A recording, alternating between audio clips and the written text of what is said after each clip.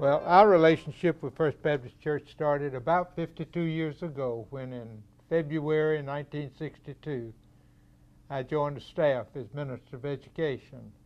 I was 34 years old, Vivien was 31, Gayla was 7. Our staff was not very large. There was Pastor Dr. David Nelson, who had been here about 6 weeks when we came. We had an interim minister of music. Reverend Martha Waller came about 2 months later. We had a part-time youth director, that's what we called him then, and he left in a few months. We had 3 secretaries, a hostess, because the Baptist Church has to eat, and 2 custodians. My primary responsibilities were in the field of education, primarily Sunday school and training union, which many of the young adults don't know much about. I was also responsible for the administration and the financial program. I'd been an accountant for 4 years out of college before God called me into the ministry. I also worked with most of the committees in the church at that time. I retired in 1993, the end of 1993, and somewhere along the line I picked up the title of associate pastor along with some pastoral responsibilities as well. Not a large staff when we started, and I'm pleased now that our staff has been enlarged, where we have a number of men and women on the staff who are trained and can focus on specific areas, which enables our church to have a enlarged and more efficient ministry. Regardless of how large this church staff is, though, and how detailed a job description may be, there are always ministries or situations that arise and are not covered by anyone's job description, and I am really pleased with the way our current staff is able to pick up anything that comes up and get it done. Vivien, tell them something about your beginning. Well, from the very beginning, we moved in late on a Friday, which wasn't a good time to move in. And on Sunday morning, we came to Sunday school. I went to a ladies' Sunday school class, enjoyed it thoroughly, never dreaming really it would be the last time I would be in a ladies' Sunday school class for years. The very next Sunday, I was working in the 3-year-old department and in Sunday school. And in training union, I took over as director of the department. I think they had two workers, or maybe 2 couples then, but almost no children and no director. I kept working in the 3-year-olds for, I don't know, 2 or 3 years, I think, and in the training union forever. I mean, I was the only one directing it until we had no training union. The first time WMU met, I joined, and I've been active in WMU ever since, loving the work in it, and I did a lot of things. One year I was president of WMU. Several times I was responsible for planning and leading the 3 weeks of prayer, foreign, home, and state missions. I almost always led a current missions group. And as I said, I'm still active in it, and though it's much different. Every summer, my big job was Vacation Bible School. I always, all but 1 year, I think, had a department. Usually it was a junior department. 1 year it was back in the 3-year-olds, but I loved the children. I can't say I love the hard work it was, but I did really. When Clarence finished the seminary, we moved to Birmingham, and we talked about whether I would work outside the home or not. I had taught school in Louisville. Gayla was at that time 2 years old, and I really didn't want to work outside the home. I wanted to be a at-home mom and work in the church all I could. So that's what we decided we would do if we could make it. And we did. I enjoyed it, and I'm not sorry we did it, but I will say I often felt like I was a stay-at-church mom instead of a stay-at-home mom. but God blessed, and I'm happy about it.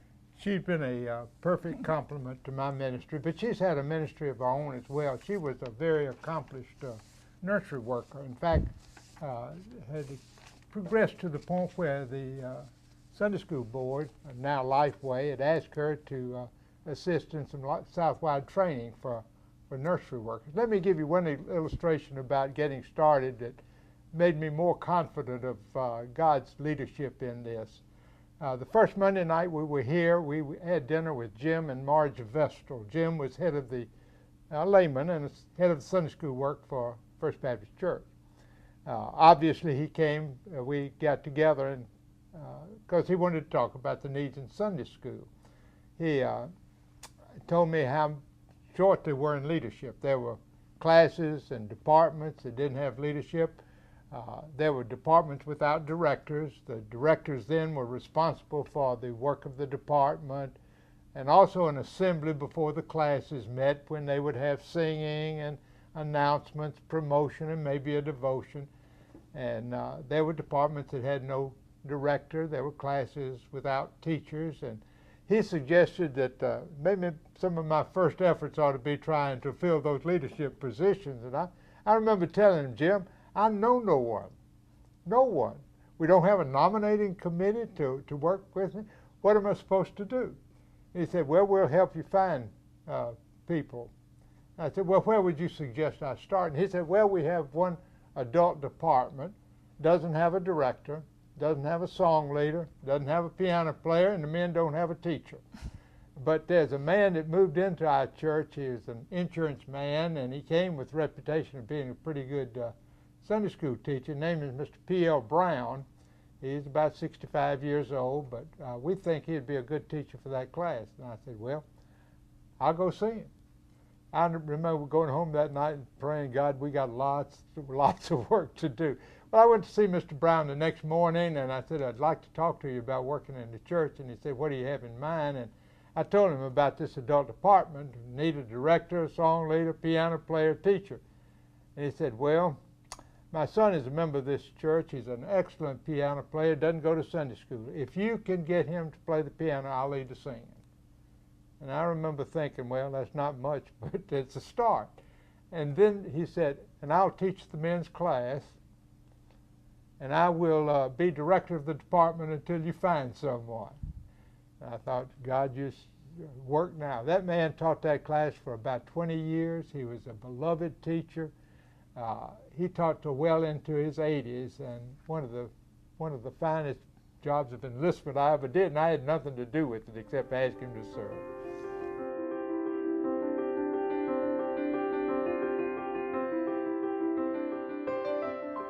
Impossible.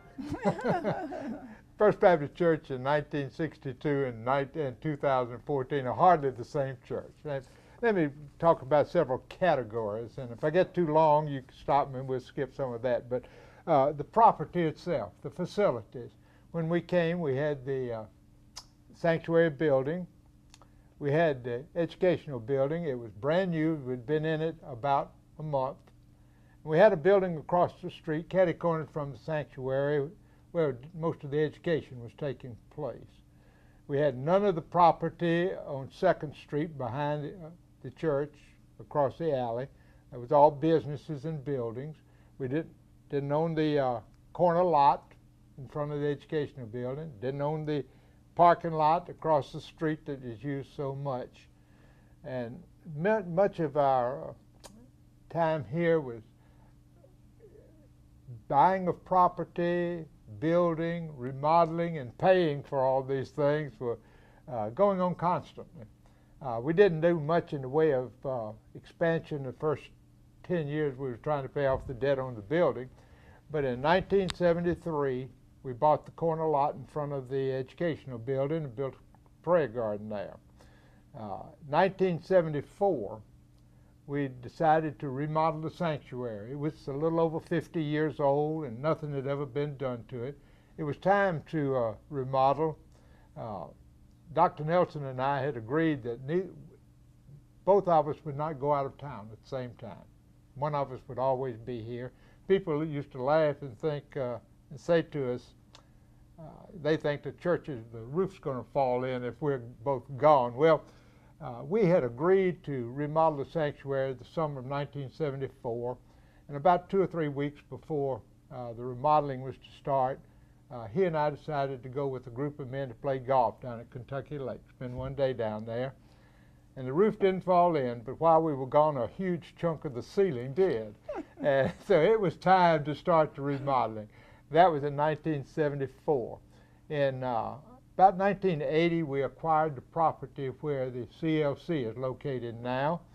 And in 1984 and 85, we built a CLC and started buying up the property that was available on 2nd Street. 1986, Anderson Department Store, which had been in operation, and the building is now the museum. For years, they moved to the mall, and we bought their parking lot, which is across the street. It's a half a block in size. 1990, we finished buying all the property on 2nd Street. In 92, 93, built that little parking lot behind the church, which has been invaluable to the church. We had done some remodeling in the educational building through the years, but in 2004, I believe it was, there was major remodeling in the educational building. So now we own the whole block that the church is located on, the half a block of parking across the street, and a small parking area catty-cornered from our church at the foot of the bridge. So a lot of changes in the facilities. The stewardship and giving has changed tremendously since we were here. The first year we were here, the church budget was $210,000. We didn't quite reach it that year, but we were close. There was a lot of preaching and teaching about God's plan of support for the church and tithing, as it should have been. That is God's plan. And the giving increased every year. And money was tight, though, really tight. Of that $210,000, the first $70,000 was committed to paying the debt on the building that we had just occupied. And so we didn't have a lot of money for operation. But Dr. Nelson was a strong believer in giving to missions, and so he led us to increase our mission giving every year. There was one period of time, a 3-year period, when we committed ourselves to try to double the cooperative program giving in a 3-year period, and I think we ended up doing that. And now I'm glad to say that we're among the leading churches in the convention in giving to missions. And we not only give now, but there are a lot of individual participation in mission trips and so forth, which has been a good addition to the church. Technology has really changed the way we do business and get things done and what you see out of it. When we first started, it was a chore to send a letter out to the congregation. The secretary would have to type a letter on a stencil. I won't try to explain what that is. They put it on a mimeograph machine, which I mentioned mimeograph machine to some of the staff, and they had blank stares on it. They had no idea what it was. But it was a messy process as it put ink onto the paper to reproduce the letter. Then the letters would be folded one at a time, stuffed in an envelope, and run through a hand-crank stamp machine one letter at a time. It was a real chore. Eventually we got into computers. That was traumatic, almost fearful for some people. None of us had ever operated a computer. Most of us never even seen one, but we got through that. When we left the church, we were out of touch with the church. If we went visiting, there was no way to get in touch with somebody. Cell phones were a thing of the future. We had no idea about a kiosk that was science fiction to us. But technology has really changed the way things are done. Something else I think that has changed, and I have no statistics to back this up, but the age of the congregation has dropped. It is, when we first came, I think we were top heavy with senior adults. Not bad, but we needed young adults. It used to be that I could go through the congregation and call everybody by name. Everybody. I can't do that now. Well, there's some people I know that I still can't call their name. I've gotten to that point in age. But I'm not thrown in contact with a lot of the new members of the church, and that's especially young people, young adults. And I really, really miss that. A couple of weeks ago, Vivien was sick and didn't come to the 8:30 service. I decided to sit in the balcony. I didn't know half the people up there, and that's wonderful.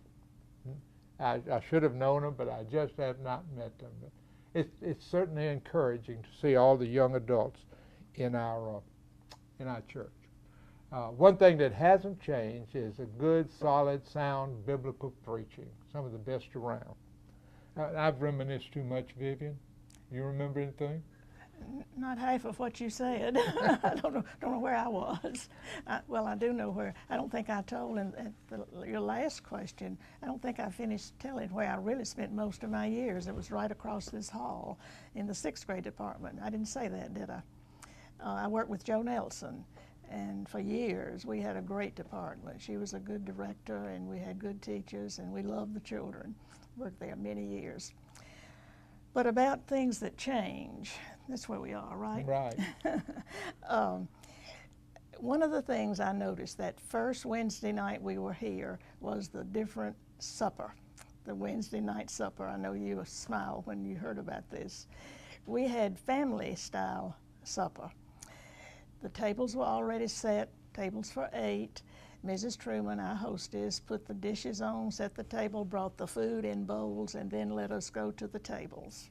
And we ate it at the tables, family style, and we almost became families. You know how people will go and sit in the same place all the time? They did that, and we got used to that same group of people. And I'll have to add, this is probably when Clarence started his table hopping. He would finish early and have to visit all the tables. Yeah. You mentioned missions, I think. Didn't you mention it? It's somewhat different, but the main emphasis has not. Well, it has changed some. We still promote missions in the giving of missions, but in a little different way. We used to study every month. Our program and study would be about a missionary and her work or his work and the country they were from if they were foreign missions, and have prayer for them and always promoted giving. Now the mission emphasis for the ladies seems to be more getting a group together that is able to study and learn and go to visit a missionary group. And that's a big change. We didn't even dream of that in earlier days. As I said, the emphasis, though, of course, is still trying to reach people through the missionaries.